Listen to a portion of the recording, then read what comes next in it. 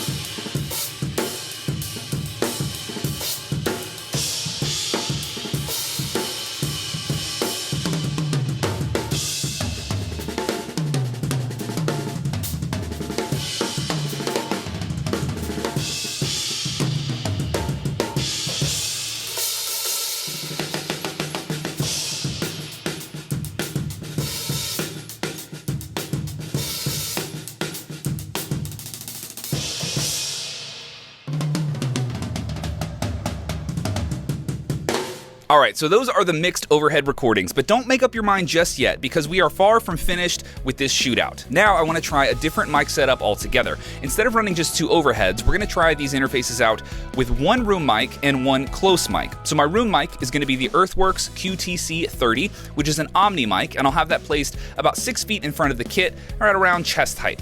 This mic has a really wide polar pattern, meaning it's very good at capturing sounds from around the room, and it should help us get a bigger and a more spacious drum sound and pick up plenty of cymbals. And for our close mic, I'm going to be using the Earthworks SR25 placed as a crotch mic. And this is exactly what it sounds like. It's a mic that's aimed right at your crotch, and it sits just above your kick drum, but underneath your toms. This mic placement helps grab plenty of kick and snare, but it's usually a much more boxy, up-front kind of sound, and that ends up being really nice to blend against a room mic. And by the way, I have a very extensive microphone masterclass on OrlandoDrummer.com that explains every mic that I use on my kit, how I use them, where to place them, so trust me, it is well worth the watch. If you're at all confused about miking up your drums, I promise it will save you a ton of time and headaches in that process. You can watch it for free at the link in the description. Alright, now let's hear these interfaces with our new 2-mic setup.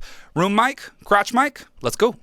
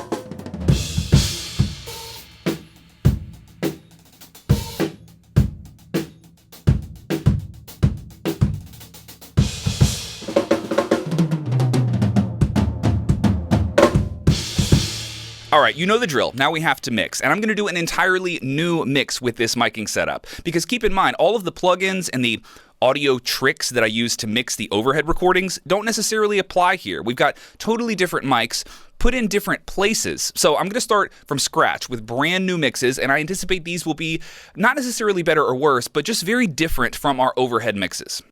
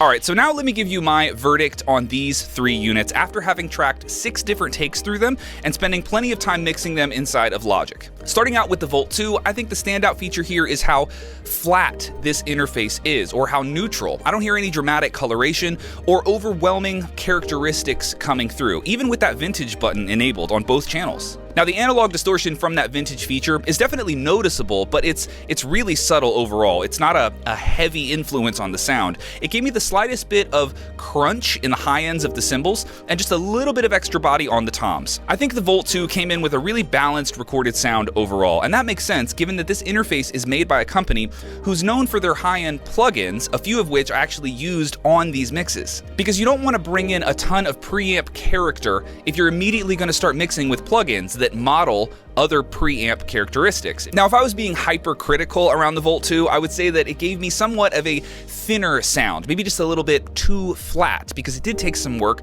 to bring out the meat of the kick and the toms in mixing. But my overall impression is that the Volt is really neutral, and it didn't color my recordings in a super significant way. Just a touch of that analog crunch from the vintage mode, and depending on your preferences, the neutrality of the Volt could either save you a big mixing headache by starting with a transparent recording, or it could cost you a little bit of extra time in mixing if you prefer to bring your sounds in with some character and some color already on them, because this interface doesn't add all that much character to begin with. I think the predominant feature of the Volt 2 for most people is going to be its ease of use and the overall simplicity. This unit is incredibly light and small, so it's really easy to travel with, and if you were just learning how to use an interface, the minimalist approach that Universal Audio took in designing the Volt series makes it insanely easy to start learning. I also really like that the Volt comes in 1, 2, and 4 channel configurations. There's also a desktop version of this exact unit, and that comes with a built-in compressor. So Universal Audio did a great job of building a nice cohesive ecosystem with this unit, so you've got room to grow and expand your setup without having to swap brands, which can be confusing. For $189, this thing absolutely killed it. Now, onto the Clarett. I think the use of the air feature was really apparent in these recordings. There was a very specific breathiness in the Clarett mixes that's very unique and recognizable to me. And I say that having done thousands of drum recordings with that air feature enabled, especially on my overheads. There's definitely a touch more body in the Clarett recordings when compared to the Volt, but that extra range isn't super surprising given the dramatic price difference. The most fair comparison here would obviously be the Focusrite Scarlett against the Volt, but we'll save that for another video. Overall, the Clarett preamps were very impressive. They gave a really reliably clean sound. I think the takeaway from the Clarett recordings that we heard today is that you have to decide if you actually like that airy, breathy sound on the high end, because that is the Clarett's specialty. If you dig that sound, the $500 that you'll spend on the Clarett is money well spent. For me personally, I do love that air color profile on the cymbals themselves, but I actually don't like it on the snare and the toms. In these Clarett recordings we heard today, I felt like that breathy quality took away from the body of my drums. It just left things a little bit too thin for my taste sometimes, and this is something I would easily correct for if I had a dedicated snare channel, but if you were only running 2 mics, you'll have to decide if you want everything in your mix to have that air coloration or not. As far as usable features, you do have some additional outputs on the Clarett, and the use of Focusrite Control, which is their software, is really convenient to make changes, though it can be a little bit annoying when you are forced to use that software, because the air feature on each channel, for example, that has to be turned on and off via the software because there is no physical button on the interface. Now, the Clarett is definitely a strong contender for the prettiest interface in today's video. That brushed metal look with the crimson red finish is classic, and one final detail is that the Clarett was the only unit that made me plug in a separate power supply to run phantom power. A single extra cable should not be a deal breaker, but it's worth mentioning. I found mixed opinions online about whether or not that was supposed to happen, but it did happen to me, so keep that in mind if you don't have an extra open outlet in your drum room. And finally, we have the Neve. This was an interesting one for me because my ears aren't quite tuned